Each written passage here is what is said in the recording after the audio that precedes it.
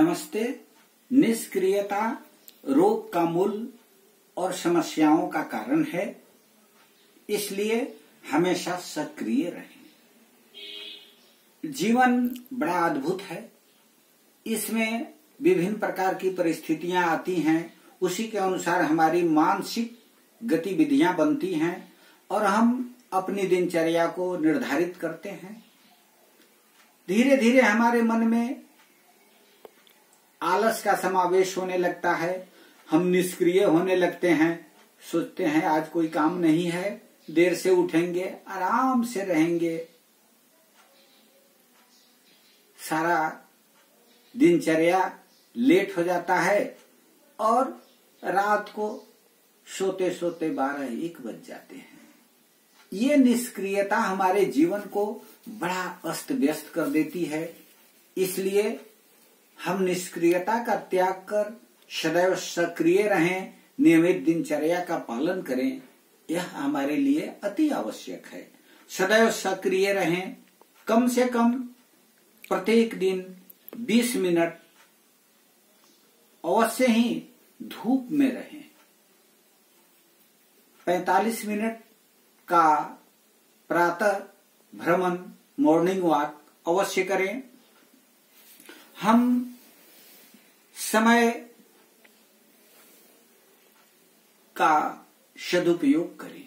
हमारे पास जो समय है, प्रत्येक दिन समय की दिनचर्या बनावें और उसके अनुसार अपना सारा काम नियमित रूप से करें।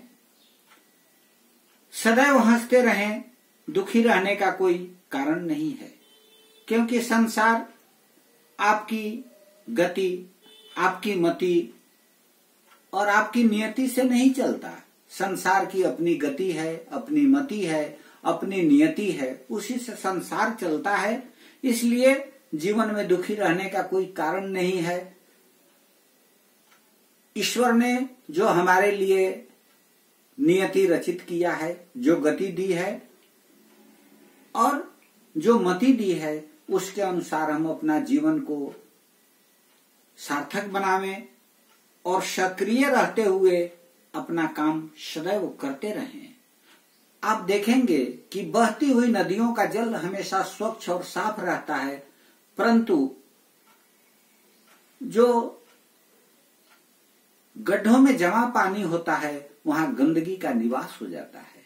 ठीक उसी तरह से यदि हमारा जीवन सक्रिय है, हम गतिशील हैं, तो बहते पानी के तरह हैं, बहती हुई झरना के तरह हैं, जिसे देखने वाला भी प्यार करता है और अबाध गति से झरना बहती रहती है, उसकी जिंदगी अच्छी होती है। इसे करने के लिए हम भावनाओं के प्रवाह में न बहें, भावनाओं पर नियंत्रण रखें। कभी कभी हम भावनाओं की प्रवाह में बह जाते हैं, उन पर नियंत्रण नहीं रख पाते हैं, जिसके कारण हमारे सामने अनेक प्रकार की समस्याएं उत्पन्न हो जाती हैं। इनसे बचने के लिए हम अपनी जिंदगी को सक्रिय बनावें, सदैव कुछ न कुछ काम करते रहें, प्रत्येक दिन अपनी योजनाओं के अनुसार आगे बढ़ते रहें। आपकी सक्रियता ही आपको जीवन देती है, सक्रियता ही जीवन बनाती है। जीवन का और कोई दूसरा अभिप्राय नहीं है। जीवन की चपलता और चंचलता हमें सुख और शांति की ओर ले जाती है। जीवन में अगर चंचलता नहीं है, चपलता नहीं है और हम शांति के लिए बहुत प्रयास करेंगे, तो वह नहीं मिल सकती है। शांति की प्राप्ति सक्रियता, चंचलता, चपलता से होती है। शांति तभी अच्छी होती है जब तक इंसान अपनी धड़कनों की शोर सुनता रहता है।